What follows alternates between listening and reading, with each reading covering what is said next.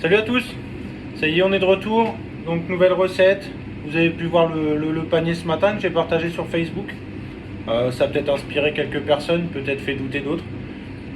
Donc voilà, je suis parti sur ce que j'ai dans mes frigos, ce qui me reste un petit peu.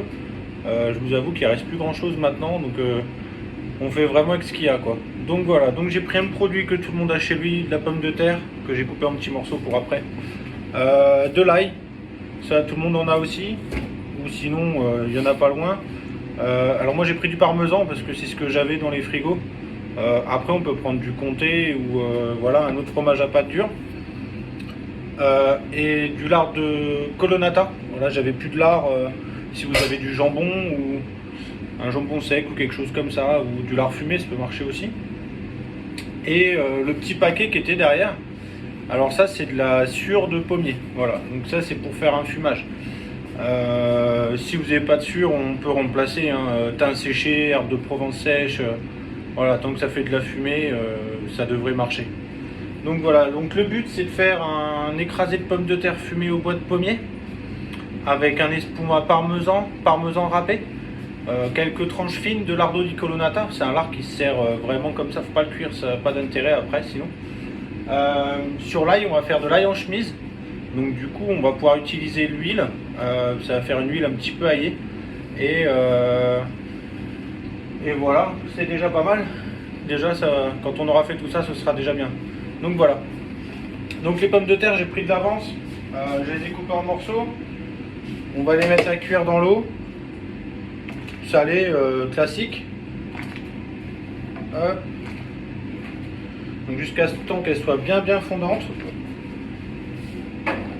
Ensuite, donc j'ai déjà commencé à travailler. Donc là, vous avez l'ail qui est en train de confire gentiment, donc avec feuilles de laurier, un peu de sel, un peu de poivre. Pareil pour les pommes de terre, on met du laurier aussi. Et j'ai déjà commencé l'espuma parmesan. Donc espuma parmesan, on met 400 g de crème ou 200 g de lait, 200 g de crème, suivant comment vous aimez les choses, plutôt grasses ou pas. Là j'ai mis 100 g de parmesan dedans, râpé, infusé pendant une bonne dizaine de minutes, sel, poivre du moulin. Et voilà, là il est cuit. Donc j'en ai épluché un petit peu pour l'assiette. L'huile on va la garder pour mettre dans l'écrasé de pommes de terre pour faire la petite huile à l'ail. Voilà, l'espuma est bientôt bon aussi, l'infusion est quasiment bonne. En texture c'est assez épais. Et les pommes de terre c'est pareil, c'est quasiment sur la fin. Donc voilà, les pommes de terre sont cuites, on les a mis dans la petite plaque, on a mis la sure d'un côté, les pommes de terre de l'autre. Voilà, on va mettre le feu à la sure. Faites pas un tas trop fin parce que sinon ça va se consumer un peu trop vite. Donc on l'allume au chalumeau. Pour ceux qui ont une pipe à fumer, c'est encore mieux. Vous filmez, vous mettez la pipe à fumer dedans. Après, si vous avez un bac un peu plus haut que le mien, c'est mieux pour pouvoir mettre un récipient, une petite casserole sinon.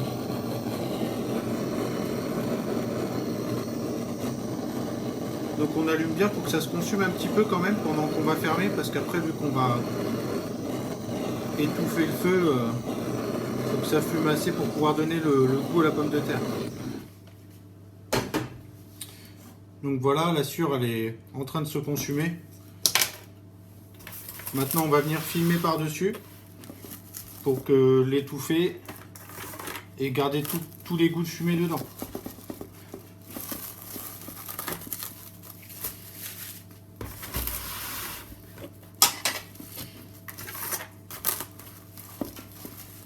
Voilà. Voilà, ça fait 10 minutes à peu près que ça fume maintenant, donc on va pouvoir retirer les pommes de terre de la sure et finir la préparation. Elles ont eu le temps de prendre un petit goût de fumée sympa. Et attention à ne pas prendre de sure.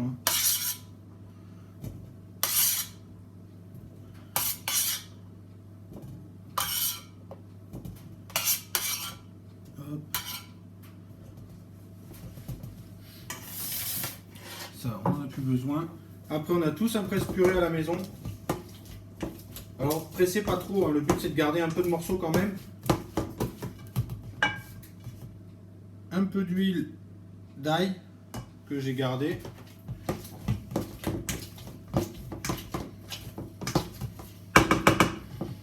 Voilà, on va finir à la cuillère pour garder ça fasse un peu une purée à l'ancienne, comme on faisait avant avec des bons morceaux. Après, dans un autre tuto, si vous voulez, on fera la recette à Monsieur Robuchon, alors, qui elle est beaucoup plus complexe pour le coup, tout aussi bonne. Voilà, notre écrasé il est bon, il est frais, il est assez huilé. On va rectifier l'assaisonnement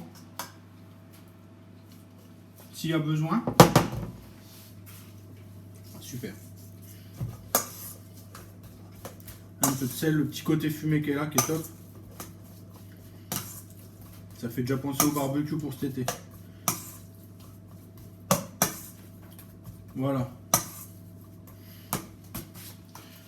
Et maintenant on va passer au dressage. Donc voilà, maintenant on va passer au dressage. Hein. Donc moi j'ai moulé la purée de pommes de terre dans des petits cercles ronds. Voilà, on va les démouler. Parce que pour ceux qui me connaissent, j'aime bien quand c'est assez carré et précis. Tac. Et tac. Donc voilà, ensuite on a les petites gousses d'ail. Je les ai juste coupées en deux un petit peu.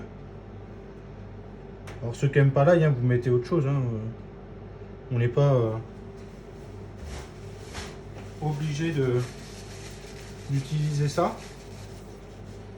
Ensuite le lardo di colonnata que j'ai coupé en tranches assez fines. Parce que c'est quand même un lard qui a beaucoup de goût et qui est un peu salé. Donc il ne faut pas non plus en mettre de trop. Je fais quelques chips de pain. Pour amener un petit peu de croustillant à la recette.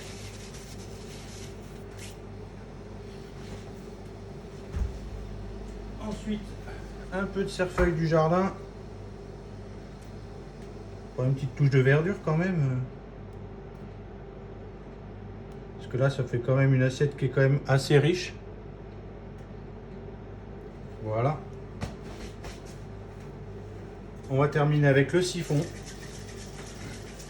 Qui j'espère va fonctionner. Parce que vous savez comment ça se passe avec